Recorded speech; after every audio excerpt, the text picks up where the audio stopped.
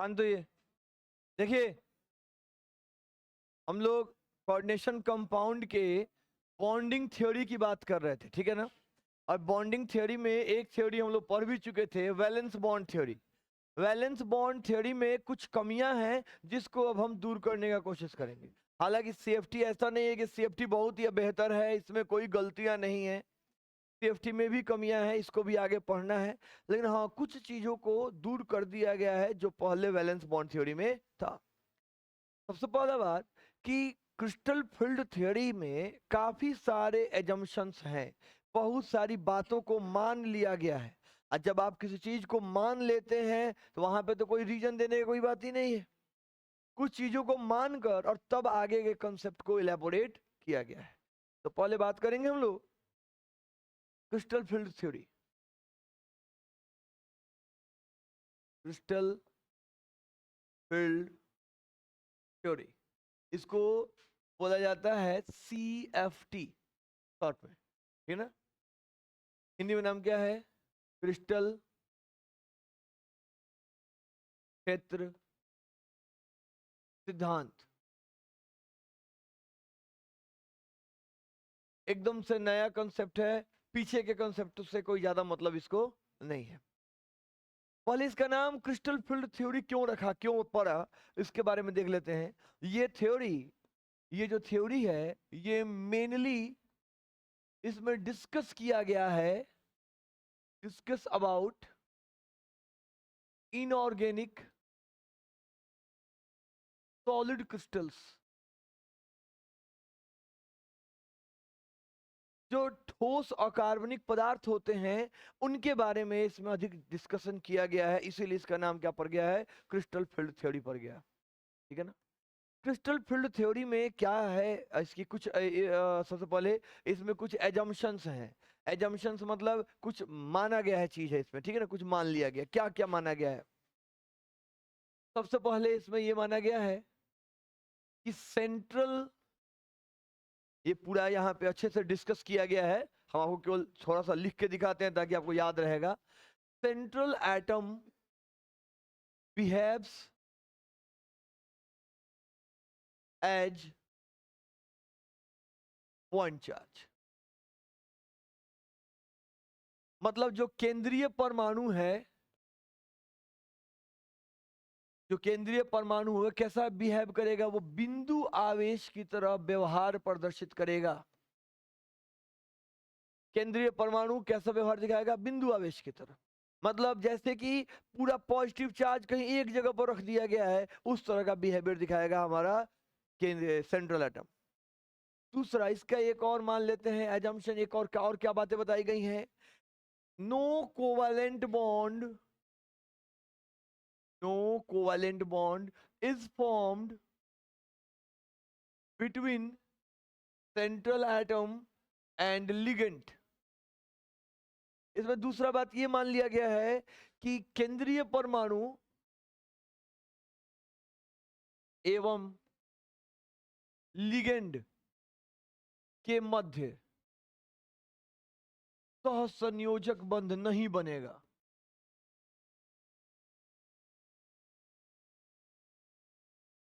या जो coordinate bond हम बना रहे थे वो इसमें नहीं बनता है। अभी तक की जितनी भी थ्योरी हम लोग पढ़े हैं, हर जगह यही ना बात बताया गया है कि सेंट्रल एटम बीच में रहता है और लिगेंड आके अपना इलेक्ट्रॉन दे देता है, डोनेट कर देता है, ऑर्बिटल की ओवरलैपिंग हो जाती है। यही सब शुरू से पढ़ते आ रहे हैं। अभी कह रहे हैं कि ना ऐसा नहीं होगा, यानी कि यहाँ पर थ्योरी क्या किया गया? कुछ बदल दिया गया।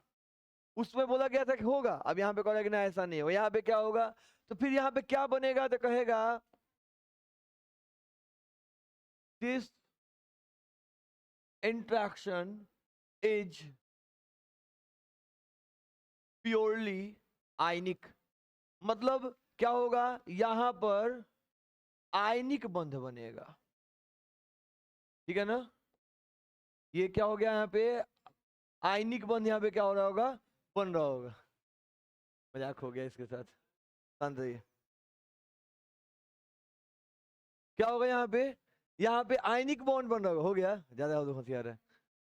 यहाँ पे आयनिक बॉन्ड बन रहा होगा, कोवैलेंट बॉन्ड यहाँ पर नहीं बनेगा। ये पहले की थ्योरी कह रही थी कि नहीं कोवेलेंट बॉन्ड बनता है, लेकिन अब ये लोग कह रहे हैं कि नहीं आयनिक बॉन्ड बनेगा। जो सेंट्रल मेटल एटम है, जो केंद्रीय धातु परमाणु है, वो किस तरह का काम कर रहा होगा? वह एक बिंदु आवेश की तरह काम कर रहा होगा, ठीक है ना। अब भाई इसी चीज को समझते हैं एक बार। जैसे मान लेते हैं मेरे पास एक एग्जांपल है Ml4x, जहां पे बीच में हमारा क्या रहेगा? मेटल बीच में है, और मेटल पे कैसा चार्ज है? पॉजिटिव चार्ज है। हमारा मेटल आयन जो है वो एक बिंदु आवेश की तरह काम करे, एक है पॉजिटिव चार्ज है मेटल आयन। और अब इसके ऊपर लिगेंड जो है वो अटैक कर रहे हैं। यहां पे मान लेते इधर से लिगेंड आ रहा है, इसको तो पॉजिटिव मान लिया गया, इसको क्या माना जाएगा? तो सुनिए, लिगेंड को माना गया है कि लिगेंड तो बेसिकली दो तरह के होते हैं। अगर लिगेंड निगेटिव है तो इसको क्या माना जाएगा? बिंदु आवेश माना जाएगा। जैसे मान लेते हैं कि हमारे पास Cn माइनस है, मेरे पास OH माइनस है, तो इनको क्या मान लिया जाएगा? पॉइंट चार्ज मान लिया जाएगा। ये भी बिंदु आवेश होंगे, लेकिन कैसे नेचर का होगा? निगेटिव होगा, माइनस चार्ज होगा। और कुछ ऐसे भी लिगेंड्स होंगे जो क्या होते हैं? न्यूट्रल होते हैं, उदासीन होते हैं। जैसे हमारे पास मान लेते हैं H2O है, NH3 है, तो इसको बिंदु आवेश नहीं मान के इसको क्या मान लिया गया है? डाइपोल मान लिया गया है, इसको द्विध्रुव मान लिया गया है। ये सब मानी हुई बातें, माना गया है। माना गया है कि मेटल बीच में रहेगा, इसके ऊपर अटैक होगा। अटैक करने वाला कौन आने वाला? कौन अटैक कर रहा है? तो अटैक कर रहा है लिगेंड। और लिगेंड क्या है? या तो लिगेंड है माइनस चार्ज, और नहीं तो लिगेंड क्या है? एक डाइपोल है, द्विध्रुव। डाइपोल के बारे में पढ़े हम लोग ना, फिजिक्स में डाइपोल पढ़े हैं। डाइपोल क्या होता है? अगर एक माइनस चार्ज को और एक प्लस चार्ज को एक निश्चित दूरी पर रख दिया जाए तो एक डाइपोल का निर्माण करता है। अब एक बात आप बताइए हमको कि डाइपोल पर नेट चार्ज कितना होता है? 0। जितना है ना माइनस रहेगा उतना इधर प्लस रहेगा, तो नेट हो गया 0। लेकिन अगर अटैक कर रहा है इधर से तो हम ये नहीं देखेंगे कि माइनस मेरे तरफ आ रहा है, प्लस उसके पीछे है। या प्लस से अटैक करेगा तो कहेंगे प्लस आ रहा है, माइनस उसके क्या है? पीछे। तो लिगेंड या तो हो सकते हैं माइनस चार्ज, नहीं तो हो सकते हैं डाइपोल। और डाइपोल में वो अटैक किधर से करेंगे? तो फ्रॉम निगेटिव एंड। कहां से अटैक करेंगे? माइनस चार्ज की तरफ अटैक करेंगे। जैसे अगर यहाँ पे मेरे पास मेटल है और यहाँ पर अगर अटैक करना है, मान लेते हैं यहाँ पर अटैक करना है OH को, तो OH आके डायरेक्ट अटैक कर देगा। क्यों? क्योंकि OH क्या है? OH माइनस चार्ज है। लेकिन अगर अटैक करना है अमोनिया को, अगर NH3 को अटैक करना है, तो अमोनिया का फोटो देखिए ऐसे बनता है। ये अमोनिया का फोटो है। आज इधर लोन पेयर है, इधर क्या होता है? Minus charge. आज इधर H है, उधर क्या होता है? Plus charge. तो इसमें अटैक किधर से होगा? नाइट्रोजन के डायरेक्शन से होगा, क्योंकि नाइट्रोजन के पास क्या है? माइनस चार्ज है। तो यहां पर अगर इससे अटैक कराना होगा तो नाइट्रोजन इधर से अटैक करेगा, ऐसे अटैक करेगा, नाइट्रोजन के साइड से अटैक होगा। ठीक है ना। फिर से बता रहे हैं, अभी तक क्या पढ़े हम लोग? क्रिस्टल फील्ड थ्योरी कहती है कि कोवेलेंट बॉन्ड नहीं बनेगा, मेटल को पॉजिटिव चार्ज मान लिया जाए और इनके लिगेंड्स को या तो निगेटिव मान लीजिए, नहीं तो डाइपोल मान लीजिए। मतलब यहाँ पे बनने वाला बॉन्ड कैसा है? आयनिक बॉन्ड है, यहाँ पे कोवेलेंट बॉन्ड नहीं है। ठीक है। अब आयनिक बॉन्ड बनने वाला, आप सुनिए अब और क्या होगा। ये है पॉजिटिव और ये क्या है? निगेटिव। तो निश्चित रूप से इनके बीच में एक आकर्षण बल लग रहा होगा, ये दोनों एक दूसरे के नजदीक खींचे चले जा रहे होंगे। तो एक तो आपको आकर्षण दिख रहा है, ये नजदीक आ रहे हैं, क्या यहाँ पे कोई रिपल्शन का बल भी लग रहा है? जवाब है कि हाँ, यहाँ पर रिपल्शन भी लग रहा है। वो रिपल्शन उतना ज्यादा नहीं है, लेकिन है जरूर। आप पूछेगा रिपल्शन कहाँ लग रहा है? एक बात बताइए, ये जो धातु का परमाणु था, क्या इसके पास अपने खुद के इलेक्ट्रॉन थे कि नहीं थे?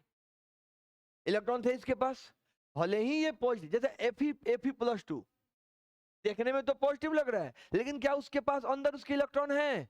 एकदम है, उसके अंदर इलेक्ट्रॉन है। तो अब होगा क्या कि जैसे ही यह लिगेंड अप्रोच करेगा मेटल एटम के पास, इस लिगेंड का माइनस चार्ज इस मेटल एटम के अंदर उपस्थित इलेक्ट्रॉनों को रिपेल करना शुरू कर देंगे।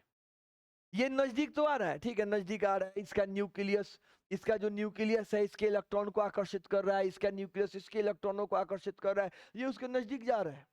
तो अट्रैक्शन के साथ साथ यहाँ पर एक रिपल्शन बल भी लगना शुरू होगा, और इसके लिगेंड्स जो है, इस लिगेंड्स के जो इलेक्ट्रॉन है उस मेटल एटम के इलेक्ट्रॉनों को परेशान करना शुरू कर देंगे।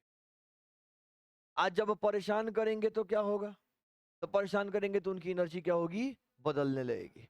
ध्यान रखिएगा, फिजिक्स में एक टर्म है उसको ध्यान रखिएगा, जब कभी भी कहीं पे रिपल्शन होगा, अगर कहीं पर विकर्षण लग रहा है, तो ध्यान रखिएगा रिपल्शन के कारण एनर्जी जो है वो बढ़ती है, और कहीं अगर अट्रैक्शन लग रहा है तो अट्रैक्शन के कारण एनर्जी क्या होती है, घटती है। रिपल्शन से क्या होती है, एनर्जी बढ़ती है। मतलब नेचर के विरुद्ध काम कीजिएगा तो एनर्जी क्या होगी, बढ़नी शुरू हो जाएगी, और नेचर के साथ काम कीजिएगा तो एनर्जी क्या होगी, घटेगी।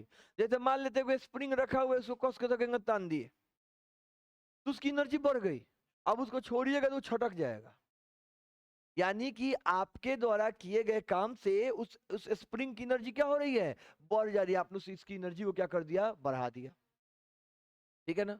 अगर मान लेते हैं एक पॉजिटिव चार्ज यहाँ पर रखा हुआ है, एक निगेटिव चार्ज यहाँ पर रखा हुआ है, ठीक है ना, और हम क्या करते हैं कि उसको ले आकर लगे सटा देते हैं, तो उसकी एनर्जी आप घटा दी है, क्योंकि अट्रैक्शन हो रहा था, आप उसको नजदीक ले आकर रख देते, एनर्जी क्या हो जाएगी, घट रही है। आज जैसे जैसे उसको दूर करते जाएंगे उसकी एनर्जी क्या होगी, बढ़ते जाएगी। तो नेचर का ध्यान रखिएगा, रिपल्शन से एनर्जी क्या होता है, बढ़ता है। माने उसके नेचर का अगेंस्ट काम कीजिएगा तो एनर्जी बढ़ेगा, और नेचर के साथ काम कीजिएगा तो अट्रैक्शन एनर्जी क्या होगा, घटेगा। अब यहाँ पर हमारे पास एक एग्जांपल ले लीजिए, K4Fe का। Fe के बारे में सोच के देखिए, Fe का कॉन्फ़िगरेशन होता है आर्गन 3d6 4s2 होता है ना।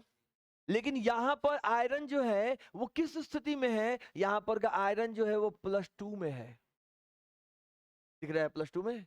+2 में होने का मतलब इसने 2 इलेक्ट्रॉन अपना रिलीज कर दिया है, तो आयरन पे चार्ज आ गया है +2। अब यह आयरन इन लिगेंडों को अपनी तरफ अट्रैक्ट करेगा और बोलेगा कि आओ हमारे ऊपर क्या करो, आके अटैक करो। अब यहां देखिए, यहाँ पे साइनाइड आ रहा है इसके तरफ अटैक करने के लिए, ये पॉजिटिव ये निगेटिव आकर्षण हो रहा होगा, और ये इसके नजदीक धीरे धीरे क्या हो रहा होगा, बढ़ रहा होगा। इस दौरान एक और बदलाव होगा, वो देखिए क्या होगा।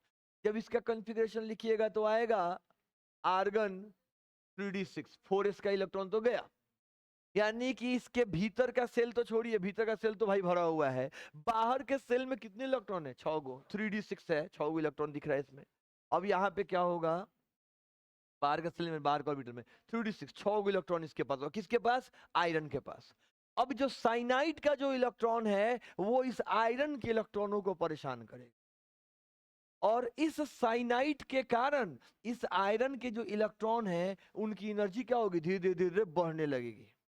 कैसे बढ़ेगी वो देखिए, टी के पास कितने ऑर्बिटल होते हैं, 5, ठीक है। इस 5 गो ऑर्बिटल में कुल 6 गो इलेक्ट्रॉन ऐसे भरा हुआ है।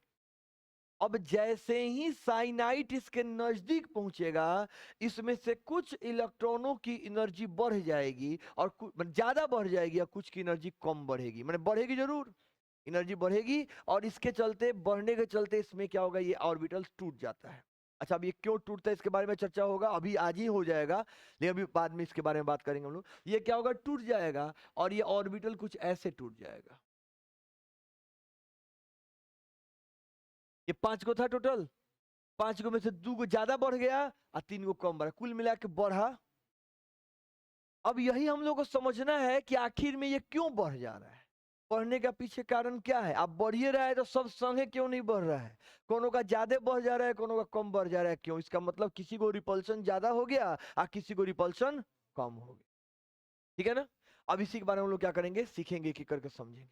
आइए पहले थोड़ा थ्योरी पढ़ लेते हैं इसका, क्रिस्टल फील्ड थ्योरी क्या कर रहा है, इसको पढ़ लेंगे तो समझना और आसान हो जाएगा। देखिए क्या है, The ligands in transition metal complex are treated as point charge।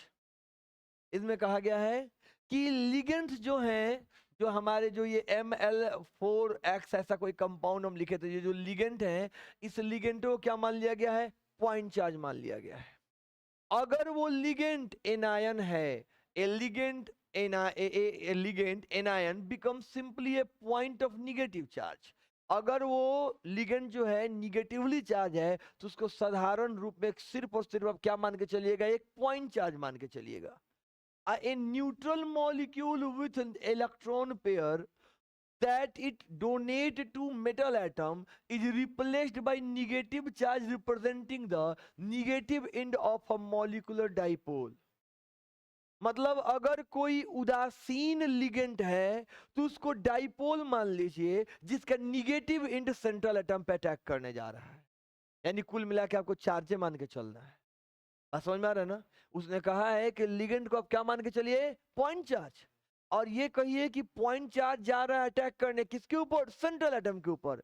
अब वो सेंट्रल एटम पॉजिटिव चार्ज है, लिगेंड या तो निगेटिव पॉइंट चार्ज है, नहीं तो लिगेंड क्या है, एक डाइपोल है. अगला पॉइंट कह रहा है in the electric field of this negative charge the 5d orbital of metal atom no longer have exactly same energy. मतलब जब अटैक होगा तो जो 5 को डी ऑर्बिटल, पहले के जो 5 डी ऑर्बिटल थे उनके पास अब पुरानी वाली एनर्जी बनी नहीं रहेगी. वो क्या होंगे, स्प्लिट हो जाएंगे, टूट जाएंगे. A splitting of 5 degenerated d orbitals of metal ion into sets of orbital having different energy is called crystal field splitting. उसने क्या कहा है, इस थ्योरी में बताया गया है कि जैसे ही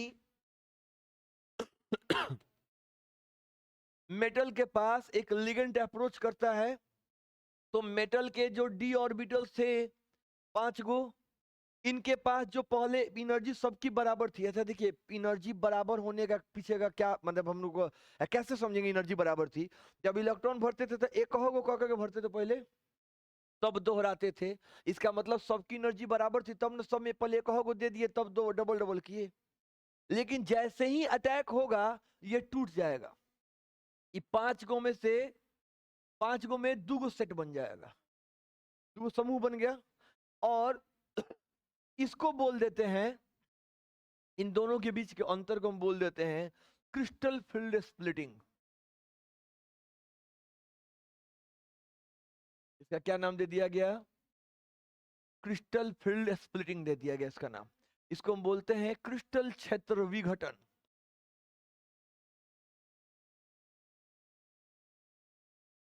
क्रिस्टल क्षेत्र विघटन.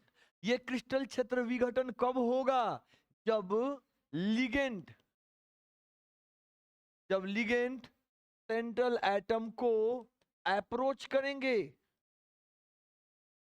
जब लिगेंड क्या करेंगे, सेंट्रल एटम की तरफ बढ़ेंगे, तब जाके ऑर्बिटल क्या हो गया, 2 भागों में टूट गया, स्प्लिट हो गया. ऐसे हम क्या बोलते हैं, क्रिस्टल फील्ड स्प्लिटिंग कहते हैं. यहां तक सही है. अब देखिए ये तो बता दिए, आगे बढ़ते हैं हम लोग.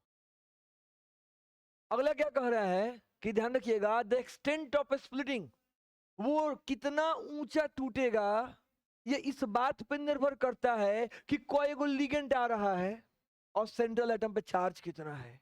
अरे 2 गो आ रहा होगा तो रिपल्शन कम होगा, तो नहीं कम टूटेगा, गैप कम होगा. आज जब 5 गो 6 गो आएगा तो गैप क्या होगा, ज्यादा हो जाएगा. तो कितना टूटा, मेन बात है पूरे के पूरे क्रिस्टल फील्ड थ्योरी में डी के टूटने के बारे में बात किया गया है कि डी ऑर्बिटल टूट रहा है. क्यों टूट रहा है, क्योंकि लिगेंड आ रहे हैं. लिगेंड के आने से क्यों टूटा, क्योंकि लिगेंड के भीतर का इलेक्ट्रॉन मेटल के इलेक्ट्रॉनों को परेशान कर दिया, इसलिए वो क्या हो गया, टूट गया, अलग अलग बट गया. इसके बारे में समझेंगे, अभी हम समझाएंगे, आपको बताएंगे कैसे क्यों ऐसा हुआ. The extent of splitting of d orbitals determines the magnetic and spectroscopic property of the complexes.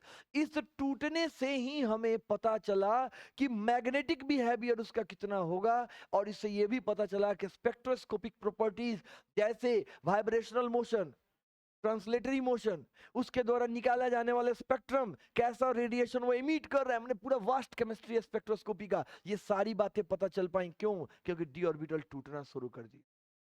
इसलिए भी ये थ्योरी क्या है, महत्वपूर्ण है. ठीक है ना. अब ये चीजें आपको और अच्छे से समझ में तब आएंगी जब आपको पता होगा कि ऑर्बिटल क्या है. थोड़ा सा हम लोग चलते हैं फ्लैशबैक में क्लास 11th में कि ऑर्बिटल क्या होता है. ऑर्बिटल हालांकि हम बताए हुए थे आपको, फिर भी ऑर्बिटल क्या होता है एक बार समझा रहे हैं. जैसे आपसे पूछा जाए कि आप कहाँ हैं, तो आप कह दीजिए हम धरती पर हैं, तो आपको कोई खोज लेगा? सही बात है, आप धरती पर हैं, लेकिन यहाँ पे इस तरह से खोजना पॉसिबल नहीं है। तो इसके लिए हम लोग अपना लोकेशन बताते हैं, और जितना ही नजदीकी लोकेशन बताइएगा उतना ही आपको ढूंढना संभव हो पाएगा। जैसे आप कह दीजिए कि पूछा धरती पर कहाँ, तो इंडिया में, तो अब तो जल्दी खोजा पाइएगा, नहीं खोजा पाइएगा, पूरे धरती पर खोजना हो, इंडिया में खोजना हो, आसान कौन है? तब कहा गया इंडिया में कहाँ, तो बिहार में। बिहार में कहा, चंपारण में। अब जितना ही हम नजदीक बढ़ते जा रहे हैं, आपके मिलने की संभावना उतनी ही क्या हो रही है, अधिक होती जा रही है। ठीक उसी तरह एक शब्द है ऑर्बिटल। ऑर्बिटल क्या है? The place, the region in an atom where finding probability of electron is maximum. किसी परमाणु के अंदर का वह स्थान जहां पे इलेक्ट्रॉनों के मिलने की संभावना सर्वाधिक होती है, उसे हम क्या कहते हैं, ऑर्बिटल, या उसे कक्षक कहा जाता है। जैसे हम लिखेंगे यहाँ पे कि सबसे ऊपर लिख लिए एटम, पूछा जाए इलेक्ट्रॉन कहाँ है, तो आप कहिएगा एटम में है। अरे भाई एटम में तो बहुत सारा इलेक्ट्रॉन होता है, किस इलेक्ट्रॉन की बात कर रहे हैं, तो हम कहेंगे कि जो कहाँ पे है, शेल में है। एटम के शेल में, सेल में जाइएगा तो शेल में कहाँ, तो हम लोग कहेंगे सेल के अंदर क्या होता है, सब शेल होता है वहां पे। फिर सब शेल में कहाँ, तो उसके भीतर क्या होता है, ऑर्बिटल्स होते हैं। ये हो गया हमारा परमाणु, ये हो गया हमारा कक्षा, ये हो गया उपकक्षा, आइए इसको बोलते हैं हम लोग कक्षक। जैसे कि कक्षा में कौन कौन आता है बताइए? कक्षा में आता है A1 2 3 4। कौन सेल में है, पहलका सेल में कि दूसरका में कि तीसरका में, कक्षा बोलते हैं उसको। अब मान लेते हैं तीसरका में, तो तीसरका में कौन में है, एस में है कि पी में है कि डी में है, यानी कि उप कक्षा किसको बोलते हैं, एस पी डी और एफ। अब मान ले कोई कह दिया पी में है, तो पी में भी 3 टुकड़े होते हैं, याद आ रहा है, कौन कौन, p x p y p z. तब कोई पूछे कि पी में कहा, तो हम कहिएगा कि पी में पी एक्स में, या पी वाई में, या पी जेड में। पी में कोई पूछ लिया तो पी में कहा। तो ठीक उसी तरह डी के भी ऑर्बिटल्स होते हैं, जिस तरह पी के 3 गो, एस के 1 गो, एफ के 7 गो, वैसे डी के कितने होते हैं, 5 होते हैं। अब आइए हम लोग डी के ऑर्बिटल्स को पढ़ा जाए, ये ध्यान से पढ़िएगा, आपको आगे का समझ में आएगा कि नहीं आएगा वो इसी पर निर्भर करता है, ठीक है ना। आइए हम लोग ऑलरेडी 11th में पढ़ चुके हैं, ठीक है ना। आइए इसमें देखते हैं हम लोग ऑर्बिटल्स ऑफ डी।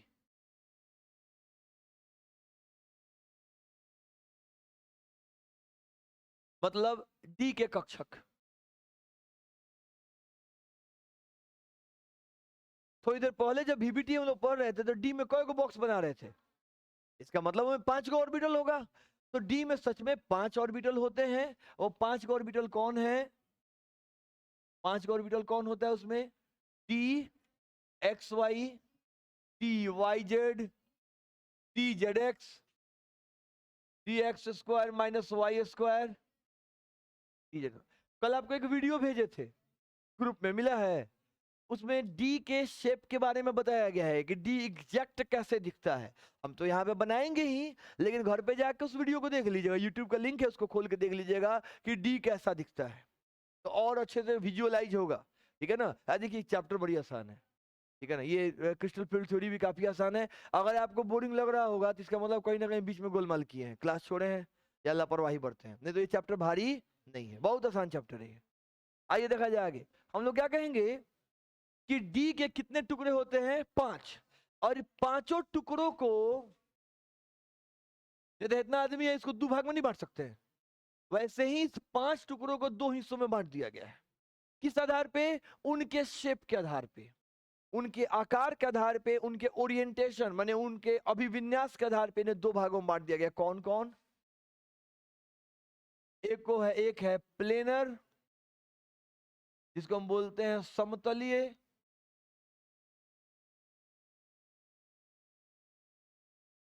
एक को बोलते हैं एक्सियल, को बोलते हैं हम लोग अक्षीय। ऑर्बिटल्स कितने तरह के होते हैं डी में, डी में 2 तरह के ऑर्बिटल्स होते हैं, कुल 5 को होता है, लेकिन कितने तरह के होते हैं, 2 तरह के। कुछ ऑर्बिटल्स प्लेनर होते हैं, जो प्लेन पर होते हैं, जगह बोर्ड है होगा, कुछ क्या होते हैं एक्सियल होते हैं जो एक्सिस पे होते हैं, जैसे कोना में ले आके खड़ा कर दिए। जैसे बता रहे हैं वो मेला में बैलून मिलता है, 2 गो 3 गो एक में बांध देता है, देखें आप लोग। मान लेते हैं कि 4 गो बैलून को एक में बांध दिया गया, और 4 गो बैलून को बांध के और कुछ इस तरह का शेप बनाया गया, ऐसे ऐसा शेप बना दिया गया 4 गो बैलून को। उस बैलून को ले आके इस दीवार में चिपका दिया गया, तो हम कहेंगे ये प्लेनर है। ये क्या है? ये प्लेनर है। अगर ये कोना फोड़ के और उसके भीतर डाल दिया जाए कुछ इस तरह से कि हईजन एगो है एकदम खड़ा हो जाए इसे सीधे, और 2 गो बाही दोनों निकल जाए, 2 हई दीवार पर निकल जाए, तो उसको हम बोलेंगे वो क्या हो गया? एक्सियल हो गया। ठीक समझ में आ रहा है? तो हम फोटो बनाते हैं प्लेनर और एक्सियल दोनों का, अब बांट भी देते हैं इसको 2 हिस्सों में।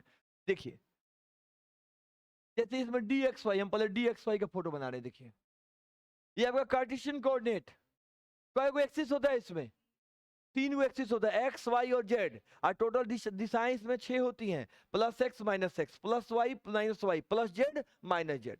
इसमें हम जब भी बनाते हैं तो 2 गो बनाते हैं, क्या कि तीसरा का एकदम आपके तरफ होता है तो आपको दिखाई नहीं देता है। बात समझ में आ रहा है ना? तो हम यहाँ पे लिख लिए एक्स, यहाँ पे लिख लिया वाई, और इसके बीच में ऐसे ऑर्बिटल बना लिए। इसमें याद कीजिए ये जो उठा हुआ कोना है, ये जो कोना आपका दिख रहा है क्लासरूम का, ये कोना मान लेते हैं हम लोग का क्या है? एक्स एक्सिस है, वाई एक्सिस है। कोना क्या है? वाई। ये जो नीचे वाला जो है वो क्या है? एक्स, और जो आपके तरफ निकला हुआ कोना वो क्या है? जेड है। तो अगर अगर उस बैलून को लाकर और एक्स और वाई वाले दीवार पे चिपका दिया जाए, नीचे एक्स है वाई, इस दीवार पे चिपका दिया जाए, ये पूरा का पूरा दीवार कहलाता है एक्स वाई प्लेन। क्या कहलाएगा? X y plane. तो इस स्थिति में इसका नाम क्या पड़ गया? इसका नाम पड़ गया डी एक्स वाई। माने वह डी का हिस्सा जहां पे इलेक्ट्रॉनों के मिलने की संभावना एक्स वाई प्लेन पर है, उसको हम डी एक्स वाई ऑर्बिटल कहते हैं। ये कोनो जगह नहीं है, कोनो सामान नहीं है जेकर भीतर इलेक्ट्रॉन भरा गया है, इलेक्ट्रॉन इधरे पाए जाते हैं, तो इसको डी एक्स वाई ऑर्बिटल कह दी। ठीक है ना? अब अगला देखिए,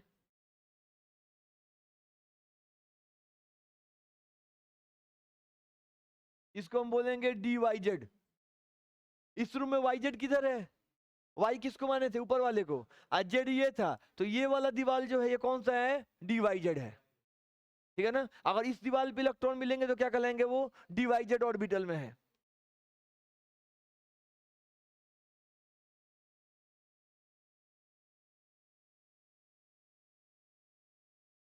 जेड एक्स, ये जेड हो गया, ये वहां वाला एक्स हो गया, तो ये जो धरती है कौन सा प्लेन है?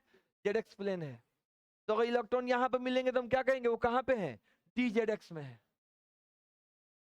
अब ध्यान से देख के बताइए, क्या ये तीनों एक ही जैसे दिख रहे हैं? लगभग ड्राइंग को मैंने नहीं रखा जाए तो तीनों एक ही तरह के हैं। तो इन तीनों को हम क्या कहते हैं? Planar orbitals.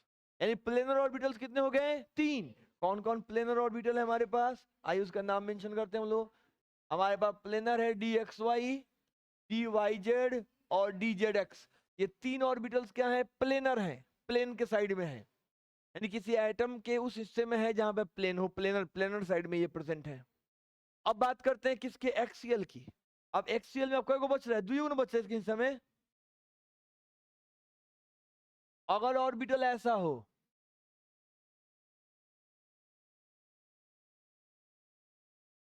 इसको हम बोलते हैं d x square minus y square. देखिए तो ये उससे अलग है कि नहीं है ना? अच्छा ये सब हम लोग 11th में पढ़े हुए थे, याद अगर आपको हो तो डी के शेप को हम पढ़े हुए हैं वहां पे हम लोग। और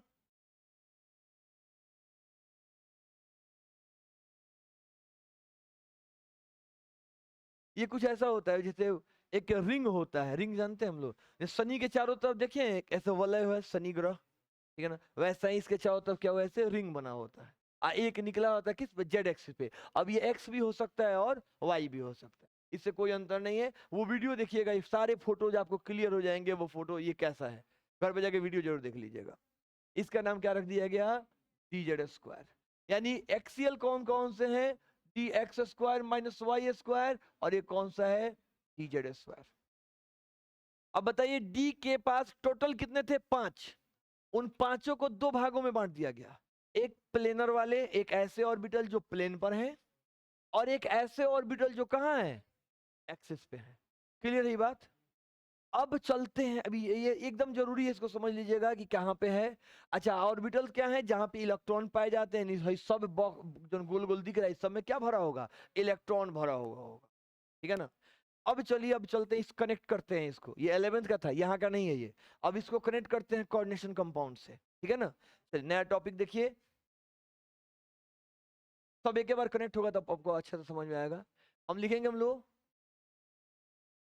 ऑक्टा हेड्रल स्प्लिटिंग। मतलब अगर 6 लिगेंड जुड़े हुए हों तो शेप क्या बताया था? VBT octahedral. 6 गो लिगेंड ऑक्टाहेड्रल बनता है। ठीक है, तो जब 6 गो लिगेंड होगा तो ऑक्टाहेड्रल बनेगा। और ऑक्टाहेड्रल के केस में जब लिगेंड अप्रोच करेंगे तो ऑर्बिटल टूटेगा ना? तो टूटेगा तो कौन सा स्प्लिटिंग कहेंगे उसको? ऑक्टाहेड्रल स्प्लिटिंग कहेंगे। अभी आपको समझ में आएगा कोई स्प्लिटिंग एक्चुअली हुई क्यों थी। हम पहले आपको एक ऑक्टाहेड्रल बना के दिखाते हैं।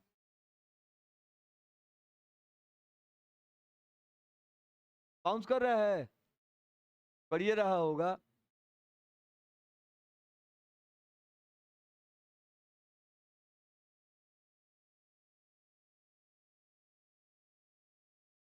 कोई बात नहीं है, ईहू में बहुत बड़का बात है कि आपको नहीं बुझा रहा है तब वो अपने जगह पे कायम है। आप ये भी बढ़ाइए का पात्र है।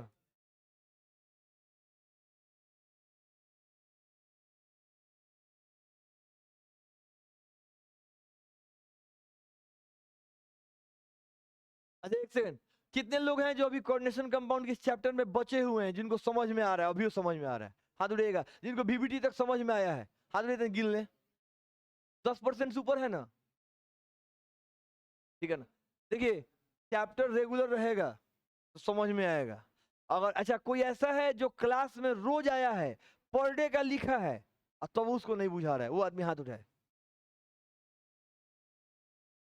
जो क्लास में रोज आया है, पर डे का लिखा है, उसका क्लास नहीं छूटा है, उसको समझ में नहीं आ रहा है, वो आदमी हाथ उठाए। कोई है ऐसा? लजाने वाला बात नहीं, सही में हाथ उठाइए तो देखे, पूछेंगे, समस्या आपसे पूछेंगे। कोई नहीं है, इसका मतलब चैप्टर का दोष नहीं है। इसका मतलब ये निश्चित हो रहा है। अरे रोज रहिएगा तब ना पता चलेगी। कोई क ख पढ़ा रहा था तब बीच में 5 दिन गायब थे। आप शब्द लिखा, सब लाइन लिखवा रहे तब आप आए हैं, आपका प्रादुर्भाव हुआ है, आप प्रकट हो गए हैं, तो फिर क्या होगा? कुछ नहीं होगा।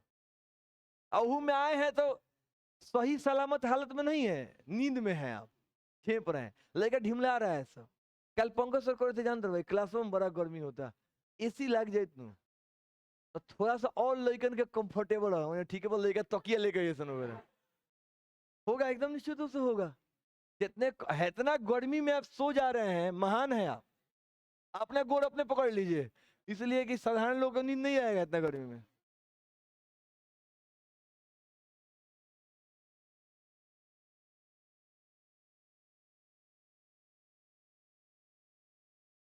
अरे क्या बतिया रहा है?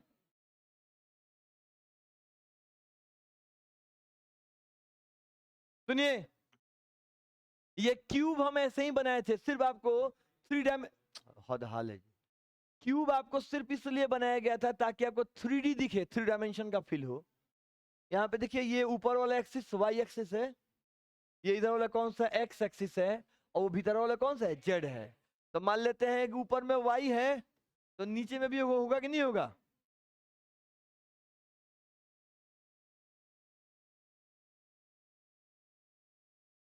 ये वो तीसरों से जा रहा होगा, ज्यादा हैंगा का रंग दिए हैं काम।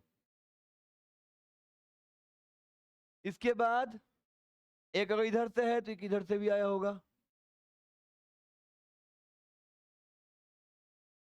एक इधर से है तो किधर से भी आया होगा।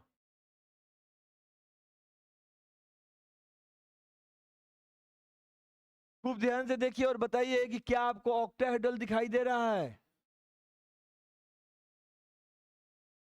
ऑक्टाहेड्रल दिखा? एकदम ध्यान से, खाली शांति से सुनते चलिए। ऑक्टाहेड्रल, हम कह सकते हैं ना कि ऑक्टाहेड्रल का निर्माण तब होता है जब सेंट्रल मेटल एटम पर लिगेंड का अटैक एक्सिस साइड से होगा। ये जितना भी आपको दिख रहा है सब एक्सिस नहीं है, ये वाला जो है ये एक्स एक्सिस है, ये वाला कौन सा है? वाई एक्सिस है, और ये वाला कौन सा है? जेड एक्सिस है। तो ऑक्टाहेड्रल तभी बनेगा जब लिगेंड किस दिशा से अटैक करेंगे, एक्सिस की तरफ से अटैक करेंगे, यानी एक्सियल अटैक के केस में ही ऑक्टाहेड्रल बनता है। ये बात याद रहेगा हम लोग को ना, याद रहेगा। अब एक बात बताइए, यहां पे ये जो भी जा रहे हैं सब क्या है, लिगेंड है। ये जो भी जा रहे हैं सब क्या है, लिगेंड है। आइए लिगेंड जो है वो क्या किए, सेंट्रल एटम पर अटैक कर दिए। अब इस सेंट्रल एटम की हम बात कर रहे हैं। सेंट्रल एटम में पहले सारे इलेक्ट्रॉन जो थे वो कहां पे थे, इस ऑर्बिटल में थे। उसी आयरन की बात करते हैं जो थोड़ी देर पहले आपको बताया गया था K4Fe6 में। हम लोग क्या कहेंगे, आयरन के पास कितने इलेक्ट्रॉन थे, इसमें इसमें जो है Fe+2 के केस में है, तो आयरन के डी में 6 इलेक्ट्रॉन है, और सिर्फ डी के इलेक्ट्रॉन का ही वैल्यू है, बाकी के इलेक्ट्रॉन का वैल्यू भी नहीं है। हम लोग सिर्फ किसका देखना है, डी का देखना है। तो डी में कितने इलेक्ट्रॉन है, यहाँ पे 6। तो पहले वो ऐसी स्थिति में थे, पहले वो ऐसी स्थिति में थे, और जैसे ही इसके तरफ लिगेंड बढ़ना शुरू किए, लिगेंड के भीतर भी क्या है, इलेक्ट्रॉन है। अब वो इलेक्ट्रॉन इन इलेक्ट्रॉनों को क्या किया, रिपेल करना शुरू किया। रिपेल जब होने लगेगा तो सारे इलेक्ट्रॉनों की एनर्जी क्या होगी, बढ़ने लगेगी। लेकिन क्या सबकी एनर्जी बराबर बढ़ेगी, जवाब है नहीं। इंडिया के ऊपर अगर कोई दूसरा देश अटैक करता है तो क्या सबको बराबर कष्ट होगा, नहीं। जो उस साइड में होगा उसको ज्यादा कष्ट होगा, बात मानते हैं आप ना। जिस साइड से उधर जो लोग होंगे तो ज्यादा कष्ट होगा। जो इलेक्ट्रॉन एक्सिस पे हैं उनको ज्यादा कष्ट है, और जो इलेक्ट्रॉन एक्सिस पे नहीं है कष्ट उनको भी है, लेकिन तो की कम है। तो आपको थोड़ी देर पहले बताए थे एक ऑर्बिटल कितने तरह के हो गए, एगो एक्सिस वाले एगो प्लेन वाले। एक्सिस पे कई गो है, 2 गो। तो इन दोनों को अधिक कष्ट होगा, आज जो एक्सिस पर नहीं है उनको कष्ट क्या होगा, कम होगा। तो जो ज्यादा रिपल्शन फेस करेंगे उनकी एनर्जी ज्यादा बढ़ जाएगी। तो अब ये ऑर्बिटल में वाइब्रेशन होगा, और वाइब्रेशन होके इलेक्ट्रॉन ऑर्बिटल क्या होंगे, ब्रेक हो जाएंगे, टूट जाएंगे। और कैसे टूटेगा, ये 2 ऑर्बिटल ऊपर चला गया, ठीक है ना। और ये जो बाकी के जो 3 ऑर्बिटल्स हैं ये भी ऊपर गए, लेकिन बहुत ज्यादा ऊपर नहीं गए। रिपल्शन तो सभी इलेक्ट्रॉनों को हुआ है, लेकिन जो रास्ते में आ गए हैं एकदम वही सिक में पड़ गया, ज्यादा रिपल्शन हो गया। यानी कि एक्सियल वालों को ज्यादा हुआ और प्लेनर वालों को थोड़ा सा कम हुआ है। एक्सियल में कई गो था, 2 गो था, एगो dxy एक dx² एक dz²। और जो प्लेनर थे वो dxy dyz और dzx, इसको लिख देते हैं हम यहाँ पे, dxy dyz और dzx। यहाँ पे है dx² और एक कौन सा है, dz²। अधिक रिपल्शन किसको हुआ, ऊपर वाले को, इसलिए उनकी एनर्जी क्या हो गई, बढ़ गई।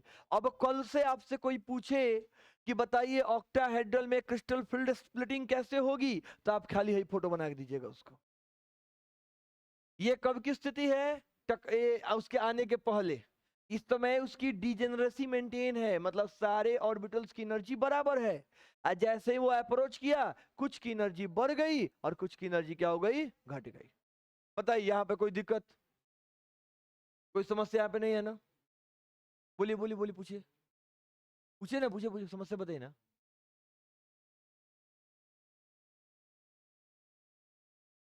वो ये दोनों को एक्सियल बोलते हैं ना, ये एक्सियल है। और अभी थोड़ी देर पहले बताएं कि कौन सा ज्योमेट्री बन रही है, ऑक्टाहेड्रल तभी बनता है जब एक्सिस साइड से लिगेंड अटैक करते हैं। यानी अटैक किधर से हुआ है, एक्सिस की तरफ से हुआ है। तो एक्सिस के सामने आने वाले, जैसे यहाँ पे एफ, ये मान लेते एम मेटल है और इसके जो भी ऑर्बिटल्स हैं वो सब एक्सिस में फैले हुए हैं, तो एक्सिस के तरफ से अटैक होगा। तो प्लेनर वालों की भी एनर्जी, यहाँ पे जो इलेक्ट्रॉन होगी इनकी भी एनर्जी बढ़ेगी, लेकिन इनकी एनर्जी उतनी नहीं बढ़ेगी जितनी एनर्जी किसकी बढ़ गई, एक्सिस वालों की बढ़ेगी। तो एक्सिस वाले वही ना, दुगो हैं, तुमने पहले बताया ना कि एक्सिस में दुगो होता है। तो उन दोनों की एनर्जी क्या हो गई, ज्यादा बढ़ गई। इसकी एनर्जी उतनी ज्यादा नहीं बढ़ पाई। क्लियर है ये बात, कोई दिक्कत। अब कैलकुलेशन करने में आसान कब होगा आपको, इसके लिए एक तरीका बनाया गया है। कहा गया है कि मान लेते हैं कि शुरू में सारे जो ये हैं, शुरू में सारे ऑर्बिटल्स क्या थे, एक बराबर थे। ऑक्टाहेड्रल क्षेत्र में आया, अटैक किया, ऑक्टाहेड्रल बनाया। अटैक के समय एक्सियल वालों में 2 वाला सेट कहां चला जाता है, ऊपर चला जाता है।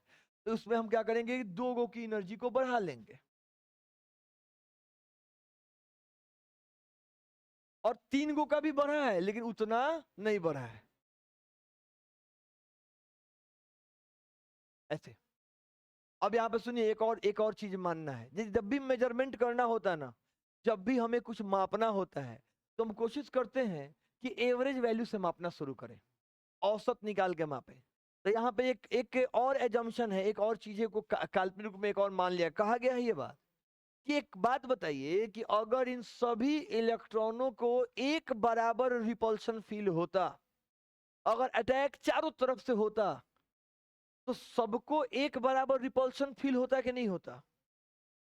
अगर एक ही चारों तरफ से झुक के अटैक होता, कोनो खास दिशा से नहीं हो, चारों तरफ से हो, बराबर तरीके से हो, तो सबको क्या होगा? एक बराबर रिपल्शन फील होगा। तो जब एक बराबर रिपल्शन फील होगा तो सबकी एनर्जी एक बराबर ऊपर बढ़ेगी, यानी एनर्जी तो बढ़ेगी लेकिन टूटेगा नहीं। कब टूटता है? जब एक निश्चित दिशा से अटैक होगा तो उस दिशा में पड़ने वाले लोगों की एनर्जी बढ़ जाएगी। तो काल्पनिक तरीके से एक बात पूछा गया है कि अगर मान लीजिए कि अटैक जो है वो चारों तरफ से हुआ हो तो सबकी एनर्जी बढ़ेगी, और जब सबकी एनर्जी बराबर बढ़ेगी तो वहां पे स्प्लिटिंग नहीं होगी। तो बढ़ के कितनी जाएगी? जो कम का है संसुक बेसी हो जाएगा, और जो बेसी क्या होगा थोड़ा सा कम हो जाएगा। तो इसकी स्थिति जो है वो कहां पहुंच जाने वाली है? वो पहुंच जाएगी कुछ यहां पे, यहां पे पहुंच जाएगी। तो हम लोग कहते हैं कि ये क्या हो गया? ये औसत ऊर्जा है। ये क्या है? इस औसत से कुछ की एनर्जी क्या है? ऊपर है, और औसत से कुछ की एनर्जी कहाँ है? नीचे है। और औसत ऊर्जा कहाँ है? अपने ओरिजिनल स्थिति से कहाँ है? ऊपर है। एनसीईआरटी की किताब लाए हैं, खोलिए एनसीईआरटी की किताब, एनसीईआरटी बुक खोलिए।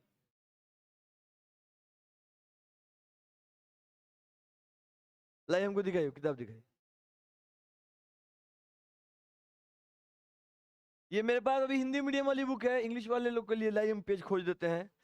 हिंदी में पेज नंबर 268, यहाँ पे ऑक्टाहेड्रल स्प्लिटिंग को दिखाया गया है। बीच में मेटल है और चारों तरफ से लिगेंड अटैक कर रहे हैं, और बोला गया है कि पहले डी के ऑर्बिटल्स यहाँ पे थे, अटैक के बाद कुछ की एनर्जी यहाँ चली गई और कुछ की एनर्जी यहाँ चली गई। अगर सबको बराबर रिपल्शन होता तो यहाँ से कहाँ जाता? वो यहाँ पे जाता। ये औसत ऊर्जा है। इस औसत ऊर्जा से कुछ की स्थिति ऊपर होगी और कुछ की स्थिति नीचे होगी। औसत वाले को हम क्या बोलते हैं? बैरी सेंटर, बैरी केंद्र। क्या नाम है इसका? बैरी सेंटर है। इसको बोलते हैं बैरी सेंटर। और ये हमारा हो गया इनिशियल, ये प्रारंभिक स्थिति है जब लिगेंड अटैक नहीं किए थे तब। लिगेंड के अटैक करने के बाद ये काल्पनिक स्थिति, जहां पे अगर अटैक बराबर हुआ रहता तो, लेकिन अटैक बराबर नहीं हुआ है, कुछ को ज्यादा एनर्जी मिला है, कुछ को एनर्जी कम मिला है। तो अब आगे से आपको कभी भी इसमें क्वेश्चन, देखिए एक बात बताते हैं, अगर एग्जामिनेशन पॉइंट ऑफ व्यू से बात करें, हम लोग बोर्ड के, बिहार बोर्ड की बात करें, तो क्वेश्चन क्रिस्टल फील्ड थ्योरी से 2 गो बनेगा।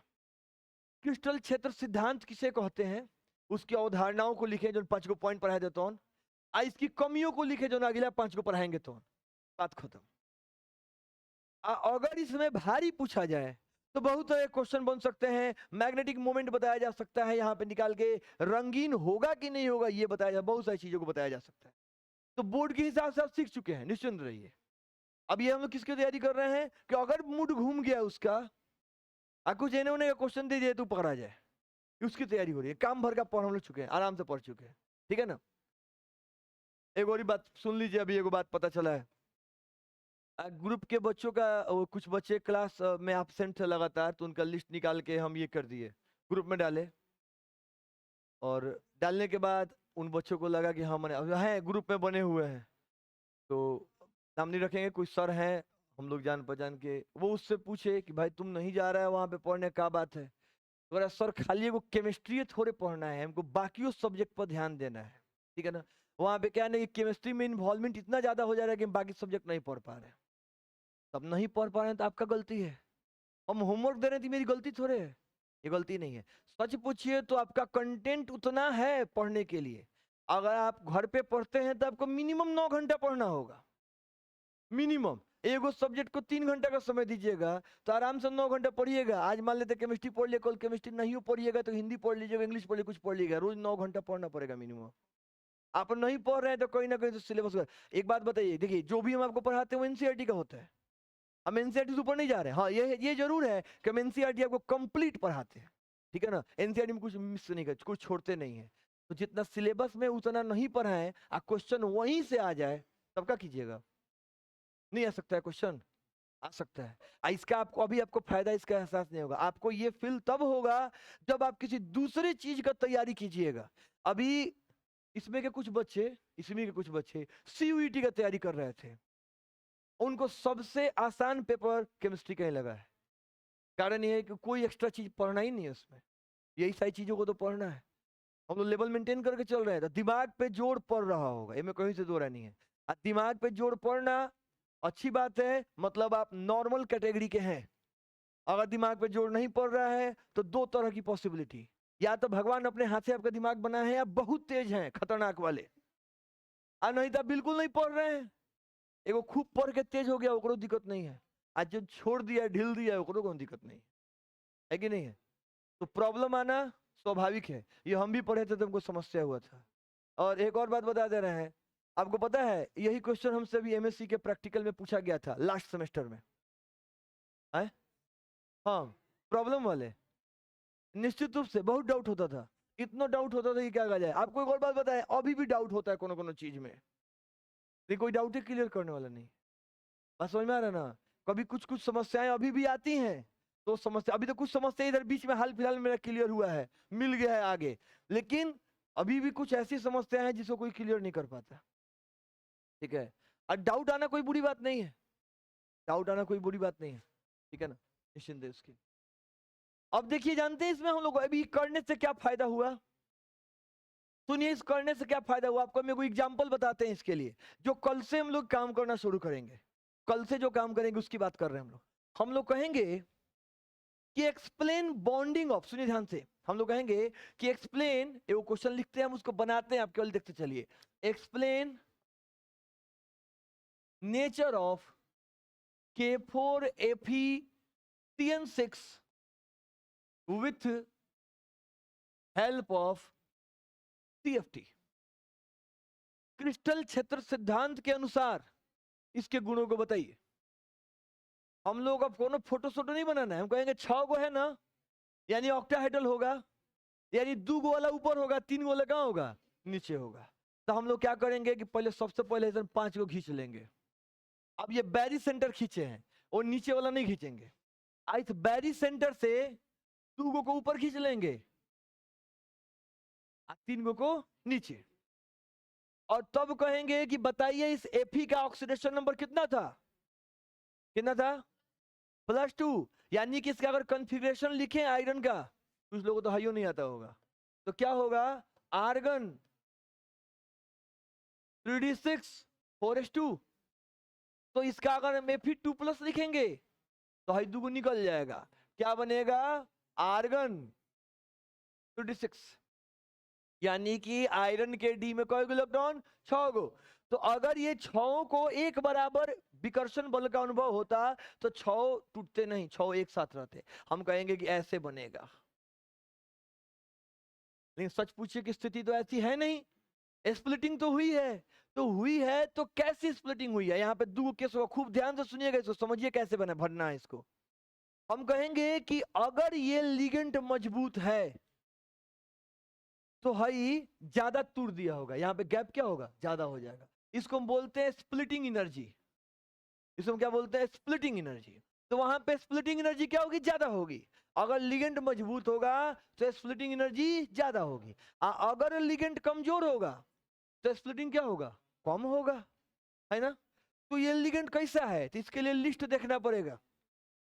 लिस्ट में ये लिगेंड कैसा है, स्ट्रॉन्ग है। तो जब लिगेंड स्ट्रॉन्ग होगा तो स्प्लिटिंग क्या होगा, ज्यादा हो जाएगा, ये काफी ज्यादा स्प्लिटिंग हो जाएगा। तो उस केस में जब इलेक्ट्रॉन भरेंगे तो देखिए इलेक्ट्रॉन को कैसे भरा जाएगा, पहले है में 1 गो, फिर 2 गो, फिर 3 गो। अब चौथा इलेक्ट्रॉन जाइएगा ऊपर भरने, लेकिन ये ऊंचाई बहुत ज्यादा है, इसीलिए हम क्या करते हैं, चौथा इलेक्ट्रॉन इसी में भर देते हैं, पांचवा यहां भर देते हैं और छठा यहां भर देते हैं, हाई ऊपर का दुगो खाली रह जाता है। लेकिन अगर इसके जगह पर F होता, फ्लोरीन होता, F6 होता, तो उस समय हम कहते हैं कि देखिए उसका फोटो ऐसे बनेगा। ये स्प्लिटिंग क्या होगी, कम होगी। आज जब स्प्लिटिंग कम होगी, आज 6 इलेक्ट्रॉन को भरना है, तो 1 2 3 4 5 और 6 इलेक्ट्रॉन को ऐसे भरा जाता। बात क्लियर हो पा रहा है? हम क्या कहना चाह रहे हैं, समझ में आ रहा है आप लोगों को? अगर स्प्लिटिंग ज्यादा होगा तो इलेक्ट्रॉन को नीचे भर के तब ऊपर चढ़ेंगे। अगर D8 होता, D8 होता, मान लेते हैं कि सॉल्व आउट करने में कितना आता, D8 आता, तो जब D8 आता तो पहले 1 2 3 4 5 6 और तब 7 8 ऐसे भरते। अगर हमें D8 आता तो 1 2 3 ऊपर में 4 5 तब 6 7 8 ऐसे भरते। भरने का तरीका दोनों में क्या होता, अलग अलग होता। तो यहां पर लिगेंड पर निर्भर करता है कि स्प्लिटिंग कितनी होगी। स्प्लिटिंग ज्यादा होगा तो इलेक्ट्रॉन पहले नीचे भर के फुलफिल करके तब ऊपर चढ़ेगा। अगर लिगेंड कमजोर हुआ तो नीचे भरेंगे, उसके बाद ऊपर आधा भरेंगे, तब फिर पेयरिंग शुरू करेंगे। यहाँ पे पेयरिंग करके ऊपर जाते हैं, वहां पे ऊपर जाके तब पेयरिंग करते हैं। याद रहेगा ये बात? अब एक हम आपको होमवर्क दे रहे हैं, खूब बढ़िया एकदम अच्छा से बने, कुछ दिमाग नहीं लगाना है। हमको लग रहा है कि ये होमवर्क जो है 5वीं क्लास का लेकर कर लेगा। आपको करना क्या है, ध्यान दीजिए यहाँ पे, यहाँ देखिए, D1 से लेकर और D10 तक स्ट्रॉन्ग में और वीक में दोनों में स्प्लिटिंग का डिजाइन खींच के लेके आना है। दोनों में क्या करना है हम लोग को, स्प्लिटिंग ड्रॉ करना है। स्प्लिटिंग ड्रॉ करके लेके आएगा। सुनिए ध्यान से, कैसे स्प्लिटिंग ड्रॉ करना है। आपको कोई बोलिए, कोई एग्जांपल बना दे, D3 बना दे। नहीं, एक काम करते हैं, हम D7 बना देते हैं। हम आपको D7 बना के दिखा रहे हैं। यहां देखिए D7 का माने इलेक्ट्रॉन को होगा 7 को। तो हम लोग इसके लिए फोटो बनाएंगे। एक आपको D1 D2 सब बनाना है। यहाँ पे 1 2 3 4 5 को बना लिए। इस साइड में क्या कीजिएगा, इस साइड में ऐसे खींच लीजिएगा और इस साइड में इसको ऐसे खींच लीजिएगा। इधर वाला स्प्लिटिंग क्या हुआ है, वीक वाला है। इधर का स्प्लिटिंग क्या है, ऐसा। मैंने कहने का मतलब हम पन्ना बचाने के लिए बोले हैं, ना तो अलग अलग बनाइए। बात समझ में आ रहा है ना, अलग अलग बने, कोई दिक्कत नहीं है। अब आपको कोई को भरना है, 7 को भरना है। ठीक है, 7 को कैसे करेंगे, 1 2 3 4 5 6 7 है, तो 7 को हो गया। अगर स्ट्रॉन्ग की स्प्लिटिंग है तो इसके लिए 1 2 3 4 5 6 7। स्ट्रॉन्ग की स्प्लिटिंग ऐसे होगी। वीक की स्प्लिटिंग है तो 1 2 3 4 5 6 7 स्प्लिटिंग ऐसे होगी। तो ये काम आपको D1 से D10 तक सबके लिए करके लाना है। देखिए इसमें कोई दिमाग नहीं लगाना है आपको, खाली ऐसे बना के लेके आना है। अब इसके बाद कल हम लोग इसके संबंधित कैलकुलेशंस को करेंगे, कल कैलकुलेट करवाएंगे, इस सब का एनर्जी वगैरह कल निकलवाएंगे। ठीक है, इतना करके आइएगा, नहीं तो कल का पढ़ाई नहीं समझ में आएगा। अरे हम ये भेज देते हैं, हम ये PDF बना के ग्रुप में डालते हैं, मत घबराइए। हाँ 1 मिनट।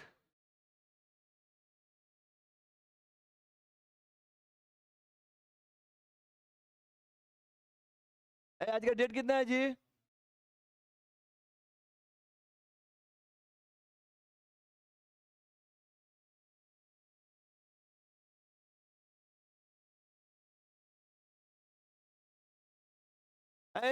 जिसके पास भी लिंक है जाते पूछ सब डालिएगा ग्रुप में, ठीक है ना।